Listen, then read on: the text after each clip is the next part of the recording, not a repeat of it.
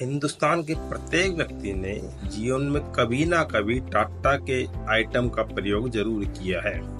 टाटा तो नाम ही काफी है।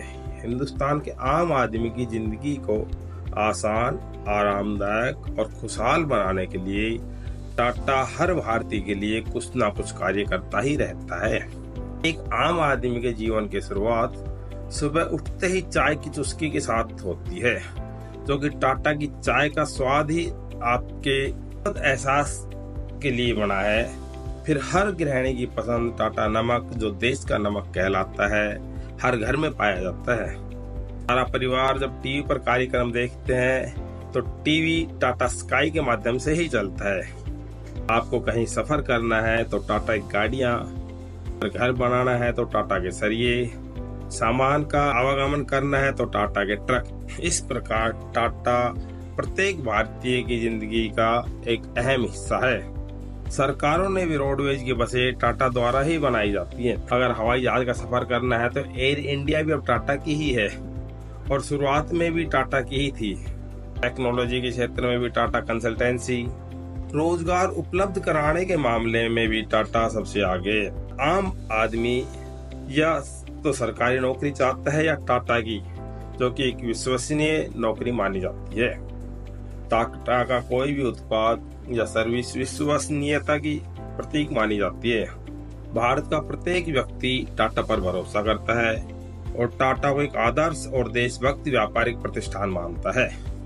टाटा का यह नाम और भरोसा कोई रातों रात नहीं बना है, अपितु टाटा ग्रुप के अथक प्रयास और 156 वर्षों की मेहनत और ईमानदारी के कारण टाटा आज इस मुकाम पर है, जिस पर आम भारतीय को गर्व होता है। नमस्कार, मैं हनुमान प्रसाद अग्रवाल, आपका दोस्त, आपका साथी। आज आपको टाटा के इसी विश्वास और आदर्श और देशभक्ति के बारे में बताऊंगा कि किस प्रकार टाटा 1868 से आज तक का सफर रहा। बात 1868 की है, जब इंग्लैंड से पढ़कर आए एक 29 साल के युवा जमशेदजी टाटा ने 21,000 रुपए से अपना पहला कारोबार शुरू किया। उन्होंने प्रारंभ में एक पुरानी ऑयल मिल खरीदी और उसे कपड़ा मिल में बदल दिया। इस प्रकार टाटा का पहला कारखाना कपड़ा मिल थी। इसके बाद उन्होंने इसे बेचकर दूसरा कारखाना रुई का लगाया और उसके बाद उनका ये कारवां बढ़ता गया और कारखाने लगते गए। जमशेदजी टाटा के दो आदर्श पुरुष थे। उनमें एक थे दादा भाई नारोजी और दूसरे फिरोज शाह मेहता। दोनों ही राष्ट्रवादी थे, जिनके कारण जमशेदजी की सोच भी राष्ट्रवादी सोच ही बन गई थी। इस कारण वो अपना व्यापार जरूर करते थे, लेकिन राष्ट्रवादी सोच होने के कारण व्यापार भी देश की जरूरत के हिसाब से करने लगे थे। जमशेदजी टाटा ने अपने व्यापार के लिए 4 मुख्य उद्देश्य निर्धारित किए और उन्हीं पर ध्यान केंद्रित करते हुए आगे बढ़े, जिससे देश का विकास हो सके। उनका पहला उद्देश्य था कि देश तभी तरक्की कर सकता है जब देश में उच्च कोटि की लोहे व इस्पात की कंपनी खोली जाए। दूसरा उनका उद्देश्य था कि देश के अंदर एक उच्च कोटि का शिक्षण संस्थान होना चाहिए। उसके बाद बिजली की जरूरत देश में महसूस होती थी, तो एक जल विद्युत परियोजना लगाना वो अपना धर्म समझते थे। और चौथा उद्देश्य था उनका, देश में एक उत्तम क्वालिटी का एक होटल खोला जाए, जिससे देश की उन्नति हो और देश का नाम भी देशों में बढ़े।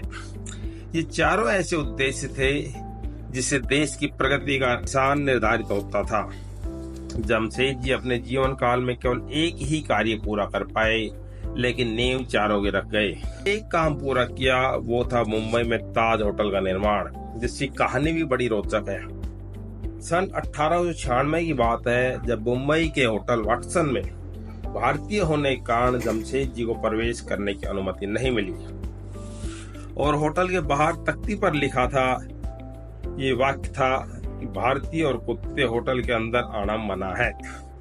बस उसी समय जमशेदजी ने होटल बनाने का निश्चय कर लिया और उनके पास ही 1903 में होटल ताज बनकर तैयार हो गया, जो आज भी मुंबई की शान है। और जमशेदजी ने होटल के बाहर वैसी ही एक तख्ती लिखवाई जिस पर लिखा था अंग्रेज और बिल्लियों का होटल में प्रवेश वर्जित है। ये जमशेद जी की देश प्रेम की बहुत बड़ी निशानी है। ऐसे देश प्रेमी थे हमारे जमशेद जी टाटा, और उन्हीं की विरासत को आगे बढ़ाते हुए हमारे देश के गौरव रतन टाटा जी भी वैसे ही देश का नाम रोशन कर रहे हैं। और वही ताज की कहानी 26/11/2008 को जब आतंकवादियों ने ताज पर हमला किया, तब 59 घंटे चली आतंकवादियों की कार्यवाही में 31 लोगों ने अपने प्राणों की आहुति दी। उनमें होटल ताज के कर्मचारी और उनमें रुके हुए अतिथि भी थे। रतन टाटा जी ने उन सभी 31 लोगों की आर्थिक और जो भी उनके परिवार को जरूरत थी उस तरीके से मदद की और उनका उत्साह बढ़ाया तथा उनकी याद में ही वहां द ट्री ऑफ लाइफ के नाम से एक स्मारक बनवाया और उन सभी लोगों के नाम वहां अंकित किए। ऐसे ही दूसरा जो उद्देश्य था उच्च कोटि शिक्षण संस्थान का, वो भी सन 1909 में भारतीय विज्ञान संस्थान बेंगलोर में स्थापित किया, जो कि देश का पहला उच्च कोटि का शिक्षण संस्थान है और आज भी भारतीय शिक्षा जगत में एक अहम भूमिका अदा करता है। उसके बाद सन 1907 में टाटा ने जमशेदपुर में स्टील प्लांट का शुभारंभ किया, जो पहले टिस्को के नाम से जाना जाता था और आज टाटा स्टील के नाम से विश्व विख्यात है। उस कारखाने के कारण भारतीय अर्थव्यवस्था बहुत ज्यादा सकारात्मक प्रभाव पड़ा। ये कारखाना एशिया का सबसे बड़ा स्टील प्लांट था। सन 1910 में टाटा ने देश की पहली हाइड्रो इलेक्ट्रिक पावर कंपनी की स्थापना की, जो आज टाटा पावर के नाम से जानी जाती है और भारत की सबसे बड़ी हाइड्रो पावर कंपनी है। टाटा ग्रुप 1868 से आज तक देशभक्ति के साथ अपना व्यवसाय करता है। टाटा की सोच राष्ट्रनीति से प्रेरित है, इसलिए आज देश का हर व्यक्ति टाटा का दिल से सम्मान करता है और पूरे गर्व के साथ टाटा का नाम लेता है। टाटा ग्रुप ने देश की बेरोजगारी की समस्या को भी दूर करने में बड़ा योगदान दिया है। भारतीय सेना और भारतीय रेलवे के बाद टाटा तीसरे नंबर पर रोजगार देने वाले सबसे बड़ा संस्थान है। आज टाटा के यहाँ लगभग 9,50,000 कर्मचारी कार्यरत है। टाटा का योगदान देश की जीडीपी में भी बहुत बड़ा है। टाटा ग्रुप का बाजार पूंजीकरण 365 बिलियन US$ है, अर्थात 30 लाख करोड़ रुपए के लगभग है, जो कि पाकिस्तान की जीडीपी से भी ज्यादा है, जो कि 341 बिलियन $, है। पूरे पाकिस्तान से ज्यादा हमारे अकेले टाटा है। ऐसे महान ग्रुप को हम दिल से सलाम करते हैं। 156 सालों के इतिहास में टाटा ग्रुप में केवल 7 चेयरमैन ही हुए हैं और सारे के सारे देशभक्ति से ओतप्रोत और जीवन मूल्यों को पहचानने वाले बने हैं। टाटा ग्रुप व्यापार ही नहीं अपितु दान के मामले में भी सबसे आगे है। कंपनियों के लाभांश का 66% भाग टाटा ग्रुप केवल दान के कार्यों में ही खर्च करता है। दान कार्यों का सिलसिला जमशेद जी के समय से ही चला आ रहा है। बात 1899-1900 के समय की है। उस समय गुजरात में भयानक अकाल पड़ा हुआ था। अकाल के कारण पशुओं के चारे की समस्या पैदा हो गई थी। उस समय जमशेद जी टाटा कर्नाटक, आंध्र प्रदेश और महाराष्ट्र में सूखाग्रस्त इलाकों का दौरा किया और अकाल पीड़ितों के सहायता के लिए खुले हाथों से दान देकर उनकी मदद की।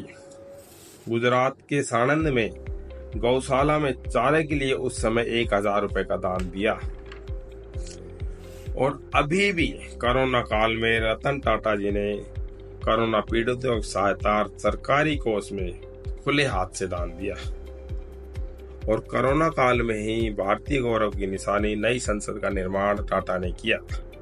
इस प्रकार भारत की विकास गाथा में टाटा ग्रुप का बहुत बड़ा योगदान है, या यूं भी कह सकते हैं कि टाटा के कारण ही भारत आज इन ऊंचाइयों को छू रहा है। आज भारत का हर नागरिक टाटा पर गर्व करता है और विश्वास का प्रतीक मानता है। हम अपने आप को भाग्यशाली मानते हैं कि टाटा भारत का है और पूरी दुनिया में टाटा जैसा कोई नहीं है। आपने टाटा जी के बारे में जो जानकारी मैंने दी है वो कैसी लगी कृपया कमेंट करके ज़रूर बताएं और आगे ऐसी ही जानकारी प्राप्त करने के लिए चैनल को सब्सक्राइब ज़रूर करें, वीडियो को शेयर करें ताकि जानकारी और लोगों को भी पहुंच सके। धन्यवाद। जय हिंद, जय भारत।